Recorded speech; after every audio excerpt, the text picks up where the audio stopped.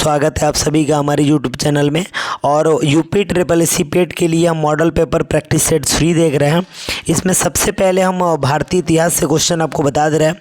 तो भारतीय इतिहास में सबसे पहला क्वेश्चन क्या कहा गया है कि आर्यों के, देख लीजिए क्या कहा जा रहा है कि आर्यों की वर्ण व्यवस्था का आधार निम्नलिखित में से क्या था।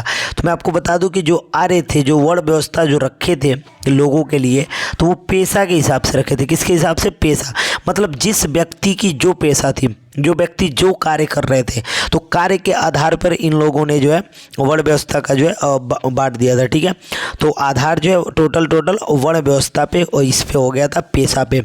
और जो लोग मतलब अलग अलग जिनका जो कार्य था उसके हिसाब से बांट दिया गया था। ठीक है, अब दूसरा क्वेश्चन आप देख सकते हैं, चंद्रगुप्त मौर्य ने किसे पराजित किया। देखिए चंद्रगुप्त मौर्य की बात हो रही है कि किसे पराजित किया इन्होंने।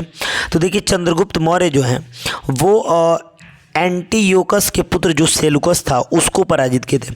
और सेलुकस क्या था? तो ग्रीक था। तो सेलुकस जो है क्या था? ग्रीक था। तो इसलिए हम कह सकते हैं कि चंद्रगुप्त मौर्य ने किसे पराजित किया? तो ये जो है ग्रीक को जो है पराजित किया। ठीक है, ये हमारा क्वेश्चन हो जाएगा। इसके बाद हम देख लेते हैं, इसके बाद ये क्वेश्चन हमारा एक, इसके बाद देख सकते हैं आप, कह रहे हैं कि वास्को डी गामा कालीकट कब पहुंचा। अब जो कालीकट की बात है तो ये लगभग क्वेश्चन बहुत ही बढ़िया क्वेश्चन है, जिसको बहुत बार पेपर में पूछा भी जा चुका है। तो 1498, कितना ईस्वी में? 1498 कालीकट में ये पहुंचा था। ये कहाँ का था? तो भाई आप कह सकते हैं कि पुर्तगाली यात्री था। कहाँ का था? पुर्तगाल का था, पुर्तगाली यात्री था। और अगर जो देखा जाए तो उस समय जो है गवर्नर की बात की जाए तो भारत के अगर जो पहले गवर्नर की बात की जाए पुर्तगालियों के हिसाब से तो अल्मीडा थे। कौन थे? अल्मीडा, याद रखिएगा। चलिए हम आगे बढ़ते हैं और आगे क्वेश्चन को देख लेते हैं। ठीक है, तो आगे क्वेश्चन हमारा देख लीजिए, इंडिया, ये गजब है, इंडियन नेशनल कांग्रेस का जन्म कब हुआ था। इंडियन नेशनल कांग्रेस की हम बात कर ले तो ये देखिए, अगर जो हमने 1884 ईस्वी में भारतीय कांग्रेस संघ की स्थापना की थी, लेकिन लगभग इसमें कंडीशन 84 तो दे नहीं रहा है। कंडीशन क्या होता है कि 28 दिसंबर, देखिए जिसका प्रथम अधिवेशन की मैं बात कर लूँ उसी दिन जन्म को हम ले लेते हैं, जन्म को उसी दिन माना जाएगा। वैसे तो 84 में ही इसका आप कह सकते हैं कि स्थापना की गई, लेकिन उसका प्रथम अधिवेशन जो हुआ था वो 28 दिसंबर 1885 को हुआ था। वो भी कहाँ हुआ था? मुंबई में हुआ था। कहाँ हुआ था? मुंबई में हुआ था। मुंबई में ये भी याद रखना है कि मुंबई में हुआ था। और एक जो ये कह सकते हैं आप कि मुंबई में स्थित एक गोकुलदास तेजपाल संस्कृत विद्यालय है, वहीं पे आयोजित किया गया था। तो ये याद रखना है कि इंडियन नेशनल कांग्रेस का जन्म की बात की जाए तो स्थापना तो 1884 में ही हो गया था, लेकिन अगर जो प्रथम 84 ऑप्शन में नहीं है और प्रथम उसकी बात कर रहे हैं कि भाई प्रथम उसका अधिवेशन कब हुआ था, तो वो 28 दिसंबर को, कितना को? 28 दिसंबर को हो गया था और 1885 में हुआ था। ठीक है, और कहाँ हुआ था? तो मुंबई में गोकुलदास तेजपाल संस्कृत विद्यालय में हुआ था। ठीक है, तो ये आपको याद रखना है। और इसके अगर जो हम बात कर लें, किसी समय दादा भाई नौरोजी जो है, इनके सुझाव पर इसका नाम बदल के जो है राष्ट्रीय कांग्रेस कर दिया गया था, ये भी आपको याद रखना है। और इसके प्रथम अध्यक्ष की हम बात कर लें तो व्योमेश चंद्र बनर्जी थे, ये भी आपको याद रखना है। ठीक है, चलिए आगे बढ़ते हैं और नेक्स्ट क्वेश्चन हमारा। ठीक है, चलिए नेक्स्ट क्वेश्चन क्या है? वह गवर्नर जनरल जो भारतीय राष्ट्रीय कांग्रेस के प्रतिनिधियों से मिला तथा जिसने उन्हें एक पार्टी दी थी।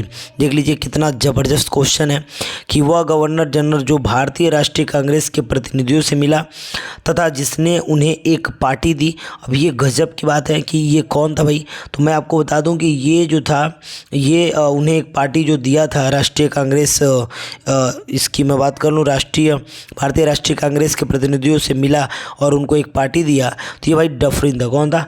डफरिन था। तो डफरिन जो था ये जो है मिला और मिलके इनको जो है एक पार्टी का ऑफ़र दिया। ठीक है, कि भाई चलो ये पार्टी एक बना सकते हो आप, कोई दिक्कत नहीं है। ठीक है, अब देखिए आगे आ जाते हैं, भारतीय आंदोलन के बारे में देख लेते हैं थोड़ा सा। तो कुछ कंडीशन है जो भारतीय आंदोलन को दर्शाएगा। चलिए आगे देख लेते हैं, फाइनली इसको हम समझ लेते हैं। ठीक है, तो यहाँ पे ये क्वेश्चन हमारा कि बाल गंगाधर तिलक किसे अपना राजनीतिक गुरु कहते हैं। अगर जो बाल गंगाधर तिलक की हम बात कर लें तो किसे अपना राजनीतिक गुरु मानते हैं, तो बताइए, थोड़ा सा आप भी कमेंट करते रहिए। तो इसमें आपको मिल जाएंगे दादा भाई नौरोजी, ठीक है।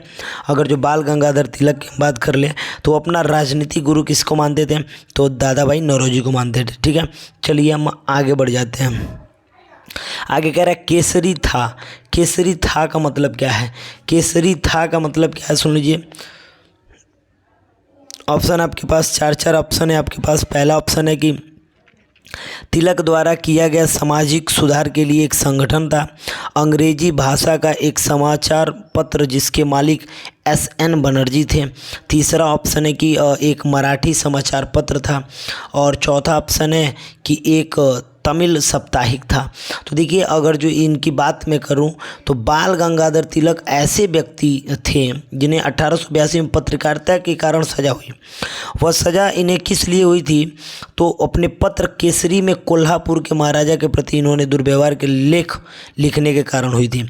तो मतलब हम ऑप्शन में बात कर ले तो महाराष्ट्र, मतलब हो रहा है ना कि महाराजा, तो महाराष्ट्र के लिए, तो मतलब क्लियर बात है कि यह एक मराठी समाचार पत्र था। कौन सा था, केसरी क्या है भाई, तो केसरी जो है मराठी समाचार पत्र है। कौन सा है, मराठी समाचार पत्र है, ये आपको बिल्कुल याद रखना है, ठीक है। चलिए हम आगे बढ़ते हैं। आगे कह रहा है कि मुस्लिम लीग की स्थापना कब, देख लीजिए क्या गजब का क्वेश्चन। और मुस्लिम लीग की स्थापना बिल्कुल आपको याद होना चाहिए। देखिए 1905 में वो जो दिल्ली में वो हुआ था, लेकिन वो जॉर्ज पंचम वाला, तो उसके बाद जो है 1906 ईस्वी में तुरंत जो है इनका स्थापना हो जाता है। 30 अगर जो बात कर लें तो 30 दिसंबर का दिन होता है। और 1906 ईस्वी में तुरंत जो है मुस्लिम लीग का एक राजनीतिक संगठन स्थापना हो जाता है, ठीक है। चलिए इसके बाद हम आगे बढ़ जाते हैं और आगे इसके कंडीशन क्या है देख लेते हैं थोड़ा सा। चलिए इसके आगे हम देखते हैं थोड़ा, ये क्वेश्चन फाइनल हो गया। इसके बाद हम आ जाते हैं 90वें नंबर क्वेश्चन पे। और 90वां नंबर क्वेश्चन क्या गजब का क्वेश्चन है, देख सकते हैं आप। क्वेश्चन में कहा जा रहा है कि आर्थिक असमानताओं को दूर करने के लिए महात्मा गांधी ने किस सिद्धांत उपाय का प्रयोग किया था, देख लीजिए। अगर जो आर्थिक की मैं बात कर लूँ, मतलब कि लोगों की परेशानी कैसे ख़त्म होगी, इस चीज़ के दूर करने के लिए महात्मा गांधी ने क्या किया था, तो इस चीज़ को देखिए कितना गजब का बात है। न्यायशीता का सिद्धांत, किसका, न्यायशीता का सिद्धांत। न्यायशीता मतलब यहाँ पे आपको ये न्यायशीता से मतलब ये समझना है कि न्यायशीता का सिद्धांत उन्होंने लागू किया ताकि जो है असमानताओं को दूर किया जाए। जो गरीब लोग, धनी लोग, ऐसे लोग हैं, ऐसे वर्गों के लोग हैं, इनको जो दूर किया जाए, ठीक है। इतनी बढ़िया इनकी सोच थी और ये ऐसे ही नहीं महान दार्शनिक रहे। चलिए आगे देख लेते हैं। गांधी जी ने सत्याग्रह आंदोलन किस वर्ष, देखिए अगर जो गांधी जी के सत्याग्रह आंदोलन की हम बात कर लें तो ये 1917 में इनका प्रारंभ हुआ था। कब प्रारंभ हुआ था, 1917 में। 1917 में प्रारंभ हुआ था, ये याद रखना है कि भाई 1917 में सत्याग्रह इन्होंने प्रारंभ किया। जो हम कह सकते हैं कि चंपारण सत्याग्रह, यानी कि पहला सत्याग्रह इनका चंपारण ही रहा, जो कि किसान के तिनकठिया पत्ती जो अंग्रेज़ों द्वारा लागू किया गया था, तिनकठिया पत्ती, उसी के विरोध में इन्होंने, तिनकठिया पत्ती के विरोध में इन्होंने सत्याग्रह आंदोलन चलाया था, जो कि चंपारण, बिहार के चंपारण में हुआ था, ठीक है। और उस पर इन्होंने काम किया था और पहला इनका ये जो है वो सत्याग्रह आंदोलन रहा, जो कि सफल रहा, ठीक है। चलिए आगे बढ़ते हैं। आगे हम बात कर लेते हैं भूगोल की। और भूगोल की बात करेंगे तो सबसे पहला क्वेश्चन क्या है, तो पहला क्वेश्चन आप देख सकते हैं कि पहला क्वेश्चन क्या कहा जा रहा है कि निम्नलिखित में से कौन सा रेखा समानांतर है, देख लीजिए कौन सा रेखा समानांतर है। तो देखिए समानांतर रेखा जो होगा वो अक्षांश होगा, अक्षांश रेखा ही क्या होता है, समानांतर होता है, ठीक है। अब आगे नाथुला दर्रा निम्नलिखित में से किस राज्य में स्थित है। तो नाथुला दर्रा की हम बात कर लें तो ये मैंने इसके पहले वाले वीडियो में बताया था कि नाथुला दर्रा जो है सिक्किम में है। कहाँ पे है, सिक्किम में, बिल्कुल याद कर लीजिए, सिक्किम, ठीक है। चलिए आगे बढ़ते हैं। भारत की निम्नलिखित में से कौन सी नदी पश्चिम घाट से शुरू नहीं होती है? भारत में निम्नलिखित में से कौन सी नदी पश्चिमी घाट से शुरू नहीं होती है? तो ये अगर जो पश्चिमी घाट से शुरू नहीं होने वाली बात होगी तो महानदी होगी। महानदी जो है छत्तीसगढ़ के रायपुर जिले से सिहोवा लगभग उधर से निकलती है, 40 मीटर की ऊंचाई से निकलती है। तो महानदी इधर से निकलती है, इसलिए पश्चिम तो चांस ही नहीं है। ठीक है, तो ये बिल्कुल हो जाएगा, कौन सी महानदी हो जाएगा। आगे बढ़ जाते हैं। आगे क्वेश्चन हमारा क्या कह रहा है भाई सब देख लीजिए। कह रहा है प्रायद्वीपीय भारत में द्वितीय बृहत्तम बेसिन कौन है? तो द्वितीय, अगर जो प्रायद्वीपीय भारत में द्वितीय बड़ा बेसिन की बात कर ले तो कृष्ण कौन हो जाएगा? कृष्णा बेसिन। ठीक है, कृष्णा बेसिन हो जाएगा, कृष्णा बेसिन हो जाएगा। ठीक है, फाइनल ये द्वितीय है। इसका विस्तार के हम अगर जो बात कर लें तो लगभग महाराष्ट्र के सतारा तथा सांगली जिलों से होते हुए और इसका कर्नाटक, दक्षिणी आंध्र प्रदेश इधर तक मतलब इसका विस्तार है। कुल विस्तार की बात कर ले तो 2,51,230 वर्ग किमी तक विस्तृत है लगभग इसका। ठीक है, तो आगे बढ़ जाते हैं और आगे देख लेते हैं क्वेश्चन। ठीक है, तो कौन सा कृष्णा बेसिन था, इसके बाद बढ़ जाते हैं आगे। तो कह रहा है कि भाई ये देख लीजिए क्वेश्चन क्या कह रहा है कि संसार में भारत पहले स्थान पर है। किस मामले में भाई? किस मामले में भारत जो है विश्व में पहले स्थान पे है? तो याद रखिएगा माइका के उत्पादन के मामले में भारत किस पे है? तो भाई साहब पहले नंबर पे। ठीक है, अब ये क्वेश्चन हमारा आता है। ये क्वेश्चन आप देख सकते हैं। ये क्वेश्चन क्या कह रहा है? ये क्वेश्चन कह रहा है भारतीय अर्थव्यवस्था मूल्यवर्धित का अर्थ किसके मूल्य से है? मूल्यवर्धित का अर्थ किसके मूल्य से है? तो इसमें ऑप्शन दे रहा है कारक लागत पर उत्पादन, बाजार कीमतों पर उत्पादन, उसके बाद से दे रहा है कि माल तथा सेवाओं के मूल्य ह्रास का अंतर, उसके बाद माल और सेवाओं एवं मध्यवर्ती माल और सेवाओं की लागत में अंतर। ठीक है, तो ये हम इसको देख लेते हैं। 16 नंबर ये क्वेश्चन हमारा। ठीक है, तो देखिए अगर जो हम बात कर ले तो ये क्वेश्चन जो दे रहा है कि मूल्यवर्धित का अर्थ किससे संबंधित है, तो इसको हम कह सकते हैं कि माल एवं, देखिए ये कंडीशन हो जाएगा। ये कंडीशन हमारा कि माल एवं सेवाओं वाला ये कंडीशन हमारा हो जाएगा। ठीक है, तो ये बिल्कुल ये कंडीशन हमारा सही है।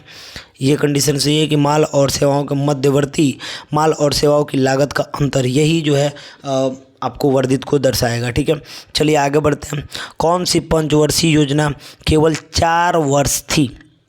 ये बहुत अच्छा क्वेश्चन है और बिल्कुल इसको मानना है। जो पाँचवीं पंचवर्षीय योजना थी वो 4 वर्ष ही चली थी। ठीक है, और 1974 से लेकर और 1979 तक ये था, लेकिन ये 78 में ही जो है ख़त्म हो गया था, क्योंकि उस समय जो है मोरारजी देसाई सरकार बना लिए थे और इन्होंने फट से क्या कर दिया था, उसको ख़त्म कर दिया था भाई साहब। ठीक है, चलिए आगे बढ़ जाते हैं। आगे क्वेश्चन क्या हमारा, बेटी बचाओ बेटी पढ़ाओ अभियान के अंतर्गत प्रधानमंत्री नरेंद्र मोदी जी मतलब कौन सा इसमें जो है शुरू किए हैं, सुकन्या समृद्धि शुरू किए हैं कि बाल विकास स्वच्छता मिशन, प्रधानमंत्री जन धन योजना की ये की है, इनमें से कोई नहीं। बताइए। तो मैं बता दूं सुकन्या खाता मतलब बेटी बचाओ बेटी पढ़ाओ वाला ना, वो सुकन्या खाता खोला जाता है, जिसमें लगभग अगर जो बात की जाए कि मतलब अभी 2015 में इन्होंने जो है ये नारा दिया, जिसके अंतर्गत इन्होंने सुकन्या समृद्धि खाता की शुरुआत भी की थी और इनके अंतर्गत कम से कम 10 वर्ष से कम की लड़कियों का बैंक खाता मतलब ये ब्याज और आयकर लाभ से मुक्त होगा, ये कंडीशन होगा और ये मतलब बहुत अच्छी चीज़ें हैं। ठीक है, तो बेटी बचाओ बेटी पढ़ाओ वाला। ठीक है, आगे बढ़ जाते हैं। अब आगे देख लेते हैं, 2 क्वेश्चन और है हमारा, तो 2 क्वेश्चन को हम अच्छे से समझ लेते हैं। ठीक है, देख लेते हैं। तो क्वेश्चन क्या है कि यदि चालू खाता पर सरकारी खर्च सरकारी राजस्व से अधिक हो तो स्थिति क्या होगी। देख लीजिए, कह रहा है क्या गजब का क्वेश्चन, आप समझ सकते हैं, बिल्कुल देख सकते हैं कि कह रहा है कि यदि चालू खाता पर सरकारी खर्च सरकारी राजस्व से अधिक हो तो मतलब क्या कंडीशन हो सकता है। देखिए भाई, घाटा जाएगा, जो भी होगा बजट में घाटा होगा और कोई बात नहीं है। ठीक है, सरकारी अगर जो अधिक हो जा रहा है तो भाई स्थिति घाटा का ही होगा, दूसरा कोई कंडीशन भी नहीं है। ठीक है, अब यहाँ देखिए लास्टली ये क्वेश्चन हमसे क्या पूछ रहा है, ये पूछ रहा है कि सेंट्रल बैंक के परिमाणात्मक उधार नियंत्रण उपाय में निम्नलिखित में से क्या शामिल नहीं है। निम्नलिखित में से क्या शामिल नहीं है। इसको बताना है तो इसको बताने के लिए हम बता देंगे कि बैंक दर निविदा, ये तो है भाई, खुला बाजार पर निविदा नकदी। नैतिक दबाव, मतलब आप किसी को सेंट्रल बैंक में नियंत्रण विधि से मतलब कोई काम करना है, किसी प्रकार की व्यापारिक जो चीज़ें प्रदर्शन करना है, मार्ग मतलब ये जो भी चीज़ें करना है, तो आप इसमें किसी को नैतिकता का दबाव नहीं दे सकते कि नहीं आपको खाता खोलना पड़ेगा, नहीं आपको ये करना पड़ेगा, ऐसा कुछ नहीं है, ठीक है। तो नैतिक दबाव आप नहीं डाल सकते हैं, ठीक है। चलिए आगे बढ़ जाते हैं और आगे हम क्वेश्चन को देख लेते हैं, ठीक है। आगे क्वेश्चन क्या हमारा कि देख लीजिए भारतीय संविधान एवं लोक प्रशासन से क्वेश्चन है कि भारतीय संविधान के निर्माताओं के मन तथा आदर्शों की झलक मिलती है, किसमें मिलती है भाई साहब। तो मैं आपको बता दूं कि ये क्वेश्चन का जवाब आप खुद अपने मर्जी से बता सकते हैं।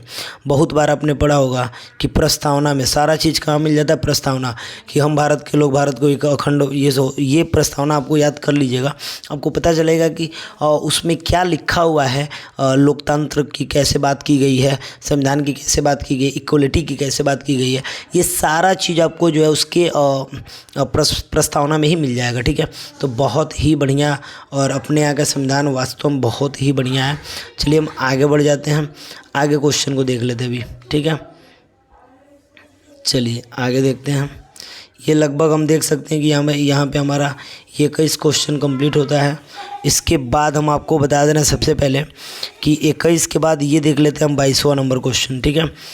कह रहा है कि भारत में निर्वाचन आयोग किसके लिए चुनाव कराता है। क्या गजब का क्वेश्चन है और बढ़िया क्वेश्चन है कि भारत में निर्वाचन आयोग किसके लिए चुनाव करवाता है। देख लीजिए, संसद के लिए करवाता है कि संसद एवं राज्य विधानसभा के लिए, संसद राज्य विधानसभा एवं राज्य विधानसभा के लिए, कि संसद एवं राज्य विधानसभा राष्ट्रपति के पद के लिए, उपराष्ट्रपति के पद के लिए। तो क्या लाजवाब क्वेश्चन है। तो मैं बता दूं कि भारत में जो निर्वाचन आयोग भाई साहब वो सबके लिए कराता है, यानी कि संसद, राज्य विधानमंडल, राष्ट्रपति पद, उपराष्ट्रपति, सबके लिए वही कराता है, ठीक है। दूसरा कोई जो है ऑप्शन नहीं है हमारे पास।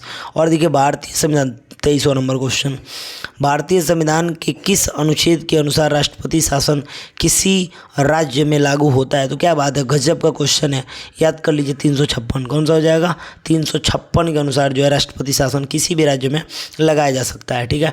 आगे बढ़ते हैं। कह रहा है कि भारतीय संविधान का वह कौन सा अनुच्छेद है जो राष्ट्रपति को लोकसभा भंग करने का शक्ति प्रदान करता है। क्या गजब का बात है, 85 याद कर लीजिए। कौन सा, 85 अनुच्छेद 85 ऐसा मतलब एक अनुच्छेद है जिसको राष्ट्रपति जो है भारत की लोकसभा में भंग करने का अधिकार मतलब वो कर सकता है, ठीक है।